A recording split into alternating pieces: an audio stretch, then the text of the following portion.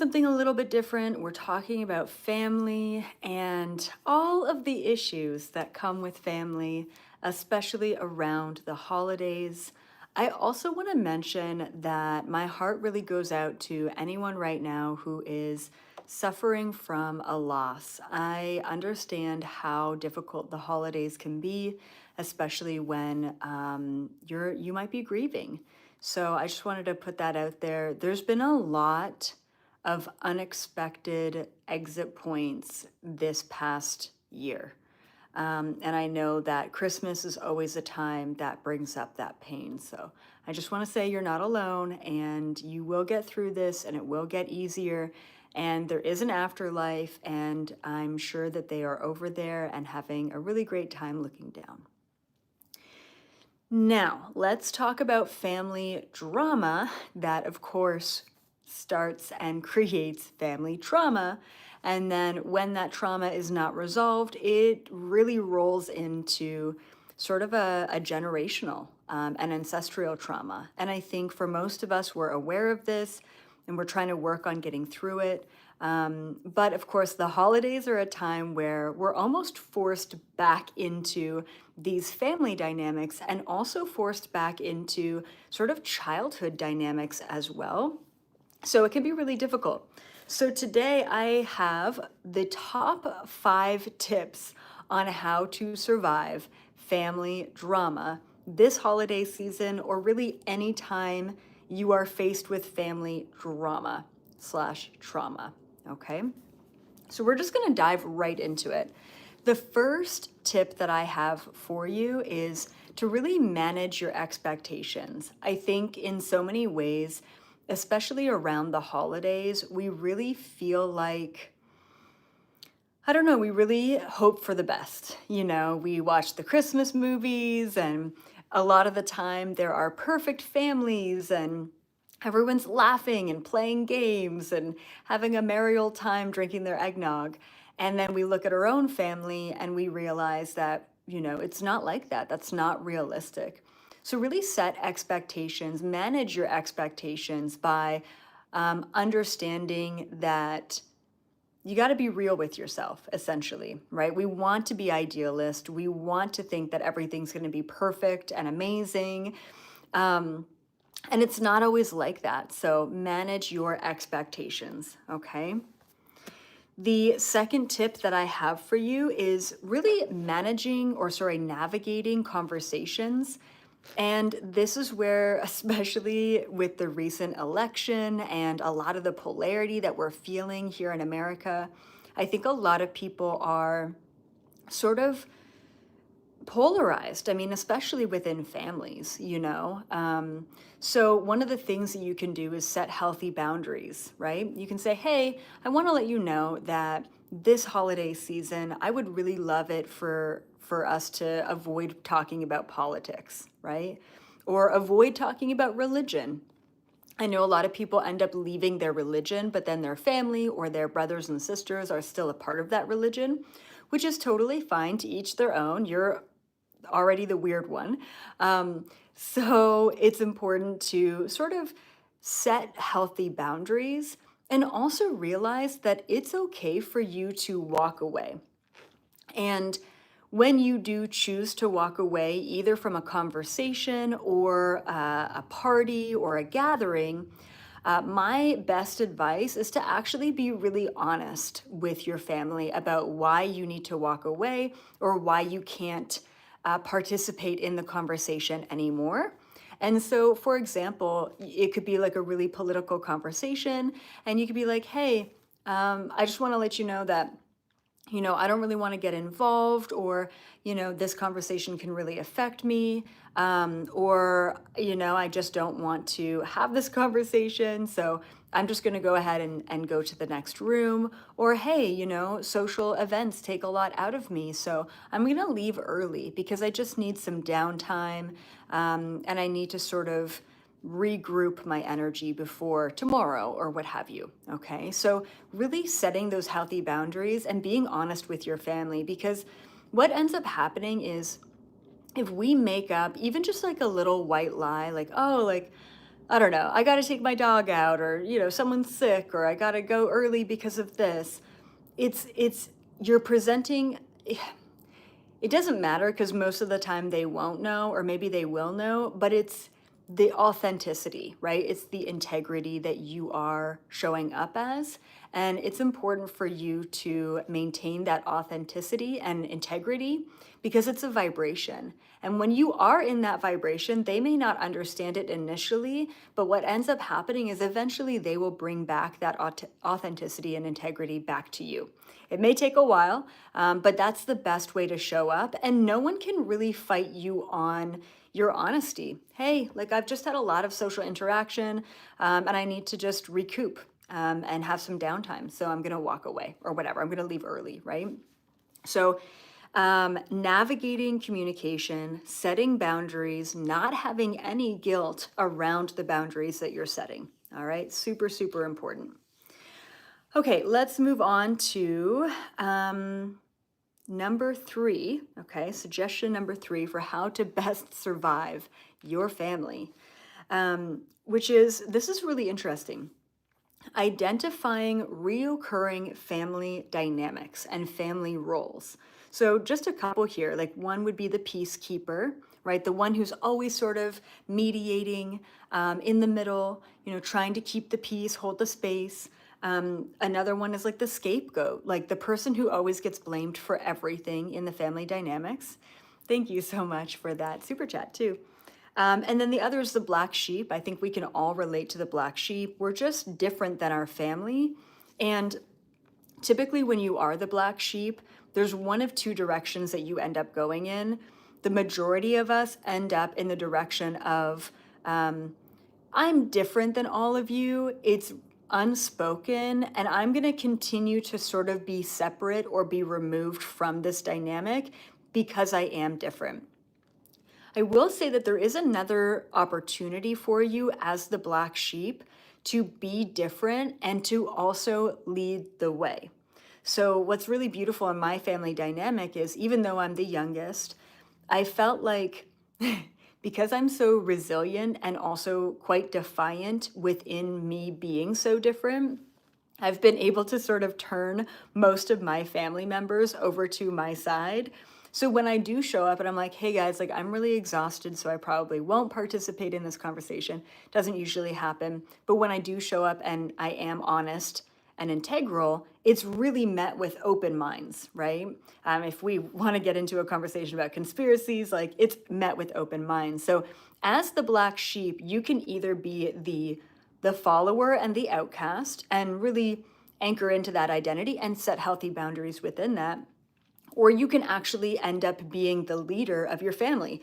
Hey, I'm the black sheep and I decided to have a divorce and I decided to move away and I decided to do all these things that my family thought I was crazy for. And now they're all doing that too because they see how happy I am, or what have you. I'm just bringing up examples, right? So remember that the black sheep can either be the outcast and the weird one or the leader of the entire family, even if it's unspoken as the leader. Not saying that I'm the leader of my family, but I definitely feel like I've been sort of carving a path for us in a healthy way. So identify reoccurring roles, right? So once again, throwing it back to the inner child trauma. I think in a lot of ways, especially around holidays, we get together, and when you go back to your parents or even your in-laws' place, there's this feeling of, ooh, I'm a child again, and I don't want to do anything wrong. I don't want to push any boundaries. I don't want to be a burden on anyone.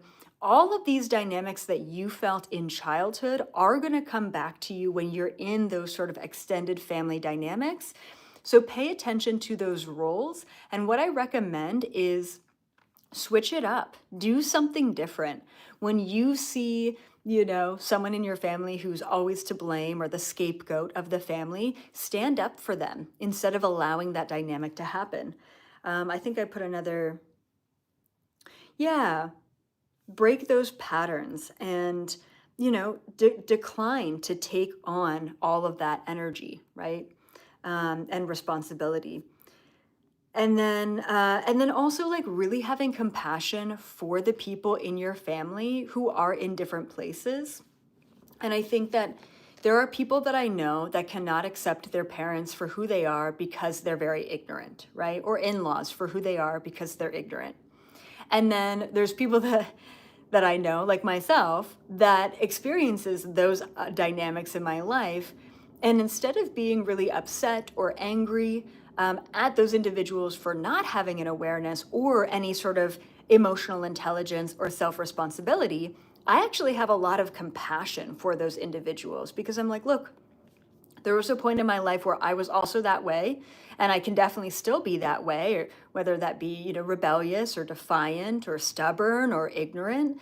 And realizing that the people in our life that we love the most don't always have the tools that that are needed to navigate these dynamics.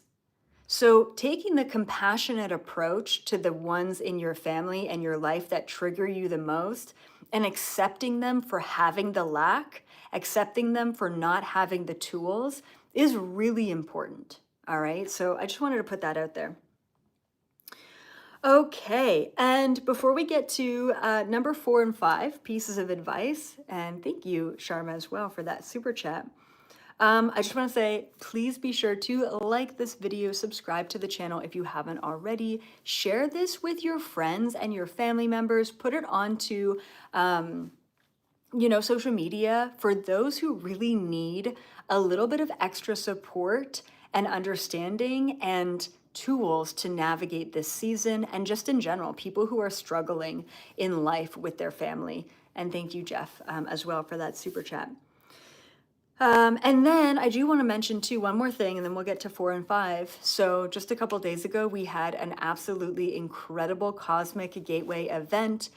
And essentially this event, it was 3 hours long. It comes with a 25-page workbook. And we review all of 2024, what worked, what didn't work, what were we manifesting, did we manifest what we wanted? And then we write a letter and we burn that letter for 2024. We cut cords, we clear the energy, and then we anchor in and manifest 2025.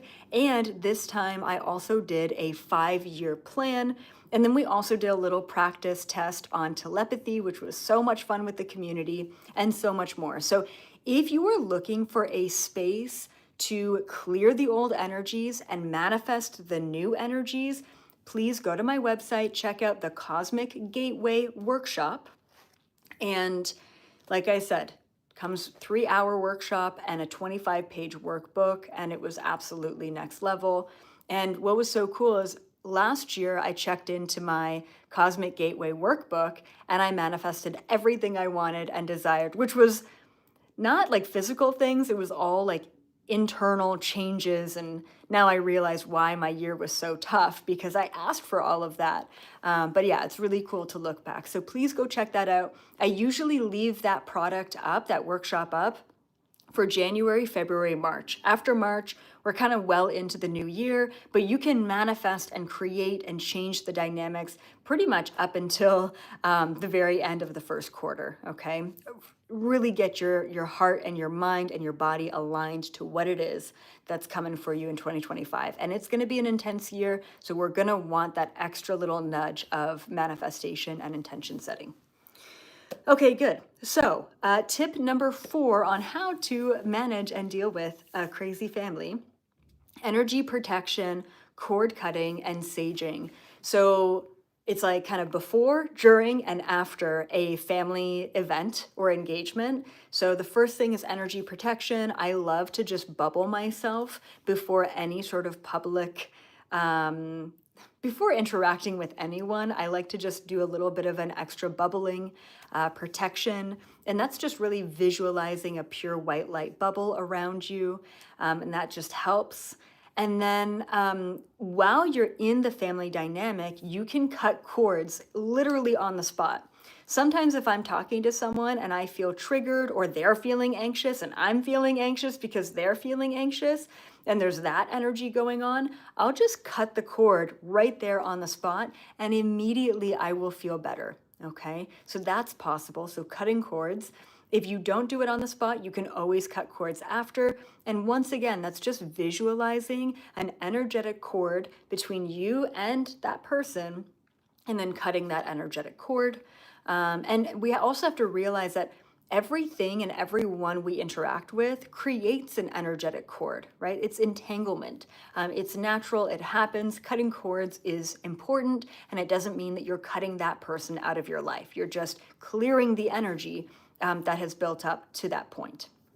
And then finally, after a family engagement, you can sage. I definitely recommend saging, or you can put some black crystals in your pockets too. I like obsidian and shungite and onyx are my favorite for clearing energy, especially toxicity and negativity.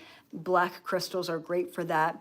If you are the black sheep and you're owning it, you could totally sage while your family members are around, just like I do, and that helps. And I've been teaching my little son how to sage as well, and he's actually pretty good at it these days. So yeah, it's just energy protection, right? Bubbling, cord cutting, and saging before, during, and after. All right. And then finally, my final tip here for you is really just to find gratitude, because there are an infinite number of family dynamics out there in the world. And you chose your family, you know this. That was your contract. You decided that body, this lineage, this family, this mother, father. You chose your in laws before coming into your body. So, really just taking a look at those dynamics, asking yourself, why did I choose this? What am I learning from it? And how can I find gratitude within this dynamic? Find gratitude, yeah, well, my parents are really ignorant, or they don't have any responsibility, or they're slightly narcissistic or just toxic or whatever, but hey, they show up, just kind of like, I hate my job and everything about it, but hey, I get a paycheck.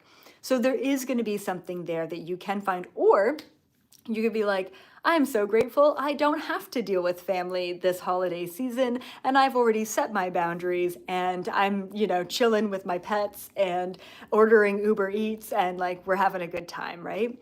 So yeah, just find gratitude, and that'll really lift the energy as well. As always, guys, I love you so much. Keep up the good work. Have an incredible Christmas, and whatever you celebrate, just enjoy it. Be present, be in the moment, find gratitude, and hopefully these tips will help you navigate not just this season, but any family dynamic you are confronted with. Bye for now. I'll see you all in the fifth dimension.